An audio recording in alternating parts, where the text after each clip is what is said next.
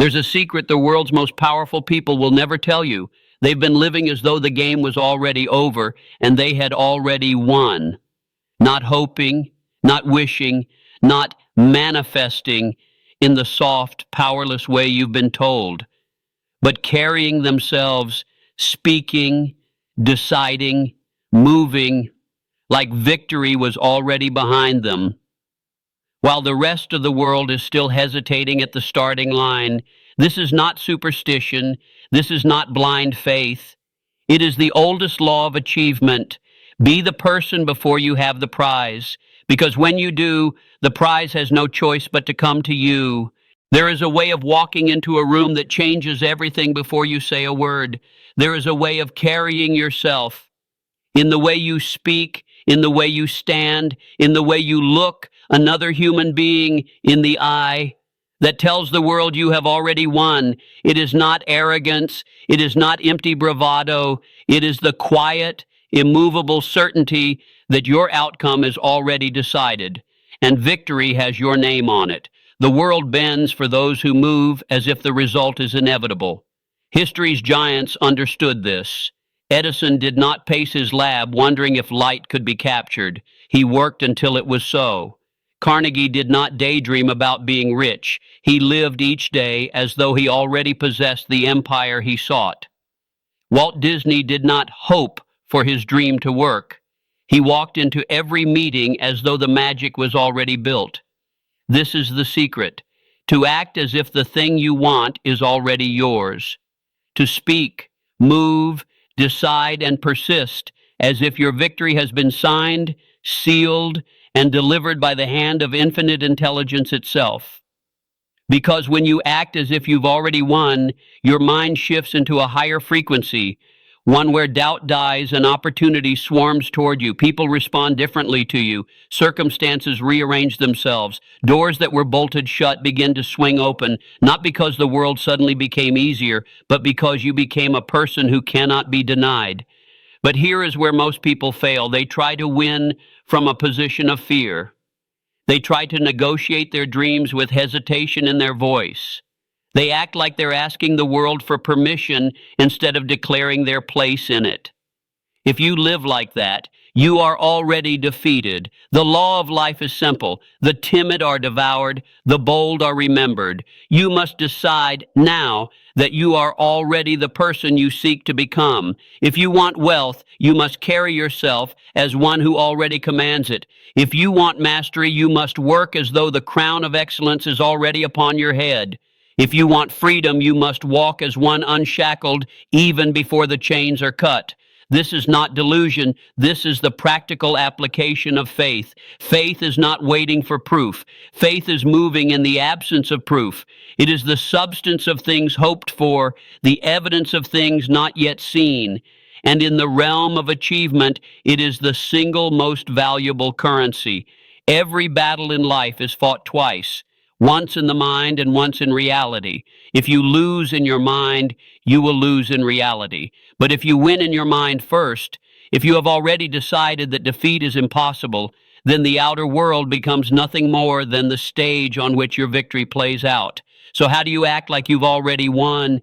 You speak with clarity because winners do not mumble their intentions.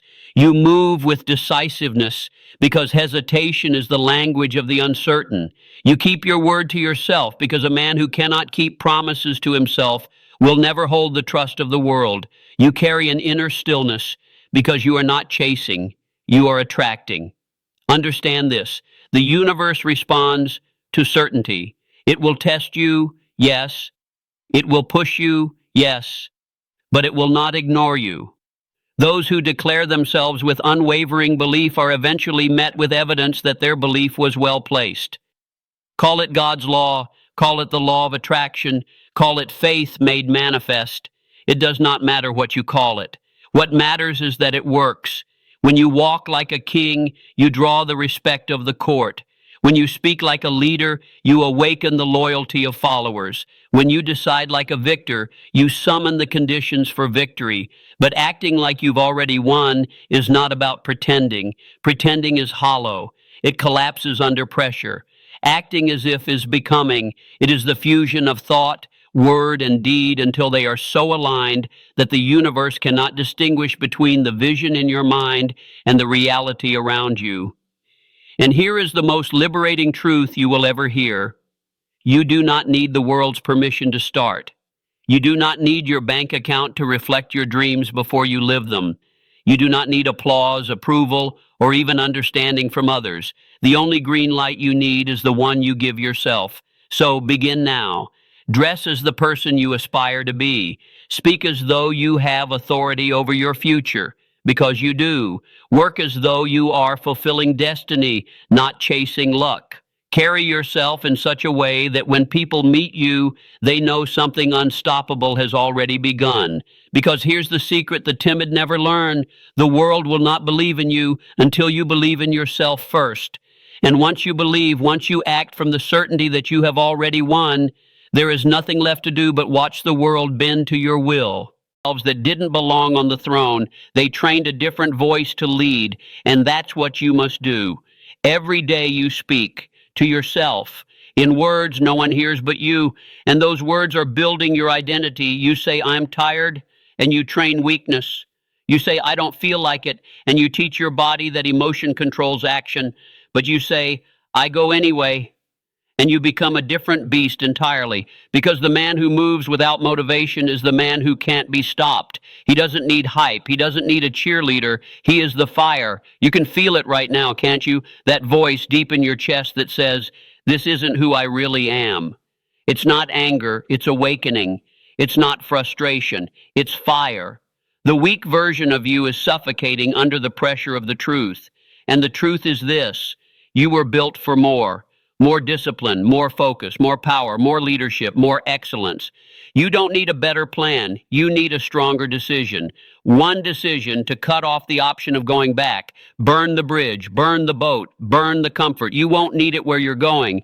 You're stepping into the version of you that chooses pain when it builds strength, that chooses isolation when it builds focus, that chooses pressure when it reveals greatness. You will kill that weak version of yourself, not with hatred, but with honor, because he served his purpose. He showed you what you're not, and now you rise. The man you were born to be is buried beneath layers of habit, not genetics, not circumstances, habit. And every habit you indulge either sharpens your future or shackles it. When you check your phone instead of checking your purpose, when you scroll instead of study, when you waste time with people who drain you instead of train you, you are training the weaker version of you to win. You're building his house, you're filling his lungs, you're putting food on his table. And then you wonder why he's so strong. But what happens when you start starving him? What happens when you flip the pattern? You begin each day in silence, not noise. You fill your mind with vision, not distraction. You write your plans instead of reacting to everyone else's. You show up whether you feel like it or not. That's when the war starts.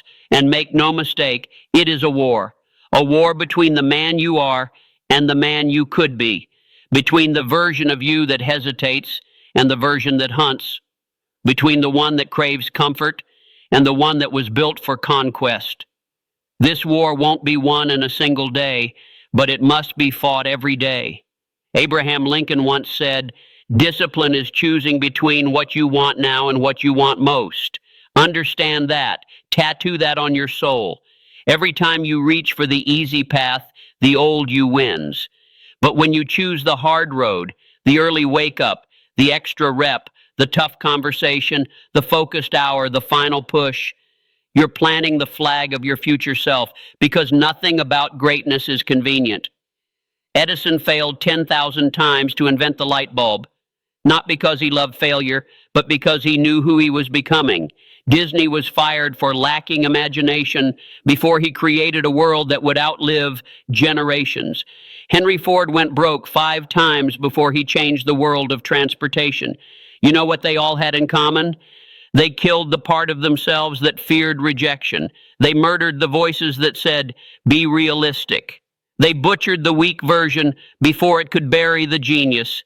And that's exactly what you must do.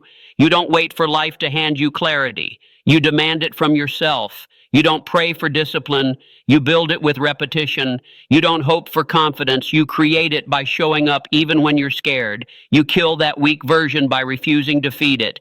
Every minute spent doubting, every hour wasted overthinking, every excuse entertained, it all strengthens the enemy within. But every second of focused action, every morning you rise early with fire, every commitment you keep even when no one's watching, that's how you take his power away. The weak version of you is not immortal. He doesn't survive the furnace. He doesn't last in the fight. He doesn't win when you choose discipline over delay. He dies, screaming, every time you rise above your excuses and remind the world, I am not that man anymore. Let the world question you. Let your friends think you've changed. Let them say, you're too intense. Good. You were born to be intense. You were born to be unapologetically focused, relentlessly committed, ferociously alive. That weak version of you, he was never meant to survive. He was just the first draft. You are here to write the masterpiece. The moment you decide, truly decide, to kill that version, everything changes, not instantly, not magically, but fundamentally. Because when you burn the bridge back to who you used to be, there is no escape hatch, no soft landing, only forward, only fire.